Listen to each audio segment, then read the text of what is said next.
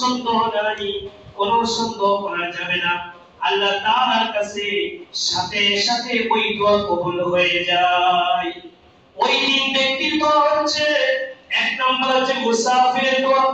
মুসাফির যদি আল্লাহ তাআলার কাছে কোনো দোয়া করে, ওই দোয়া আল্লাহ তাআলার দরবারে সাথে সাথে মঞ্জুর হয়ে যায়।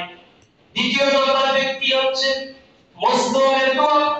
যে ব্যক্তি মজলুম, ওই মজলুম ব্যক্তি যদি আল্লাহ তাআলার কাছে দোয়া করে, আল্লাহ তাআলার কাছে সেই দোয়া কবুল হয়ে যায়। আর তিন নাম্বার ব্যক্তি হচ্ছে মা বাবা। মা বাবা যদি সন্তানের জন্য দোয়া করে, যেই দোয়া করুক না কেন, ভালো দোয়া করলে কবুল হয়ে যাবে, খারাপ দোয়া করলেও কবুল হয়ে যাবে। মা বাবা সন্তানের জন্য হাত তুলতে দেয়, ওই দোয়া আল্লাহ তাআলার দরবারে কবুল হইতে দেরি হবে না। সুবহানাল্লাহ।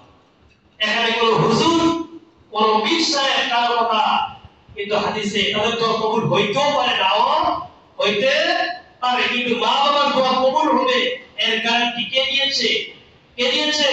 আল্লাহ রাসূল দিয়েছে যে তিন ব্যক্তির দোয়া 100% কোনো সন্দেহ নাই আল্লাহ তাআলার দরবারে কবুল হয়ে যাবে, এর মধ্যে মা বাবা আছে। এইজন্য মা বাবার সাথে ভালো আচরণ করা লাগবে।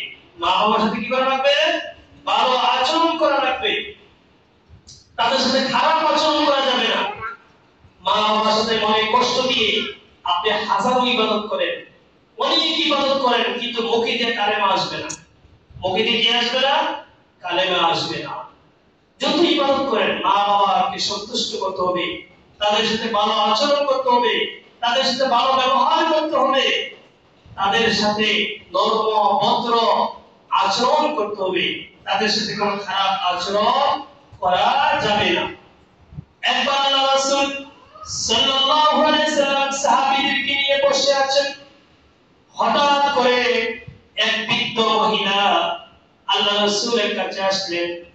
আসার পরে আল্লাহ রাসূল সাল্লাল্লাহু আলাইহি সাল্লাম ওই বৃদ্ধ মহিলাকে দেখে দাঁড়িয়ে গেলেন।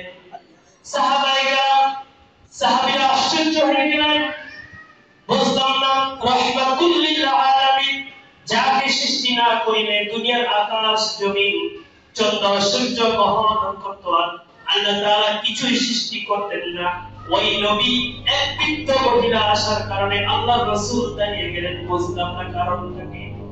যখন ওই বৃদ্ধ মহিলা আল্লাহ রাসূলের কাছে আসলেন, আসার পরে আল্লাহ রাসূল দাঁড়িয়ে গেলেন, বসে থেকে তিনি দাঁড়িয়ে গেলেন। দাঁড়িয়ে গিয়ে তার রুমাল আল্লাহ রাসূল সাল্লাল্লাহু আলাইহি ওয়াসাল্লামের রুমালটুকু বিছিয়ে দিলেন।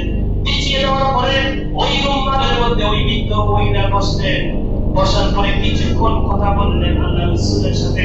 কিছুক্ষণ কথা বলার পরে ওই বৃদ্ধ মহিলা আবার চলে গেলেন।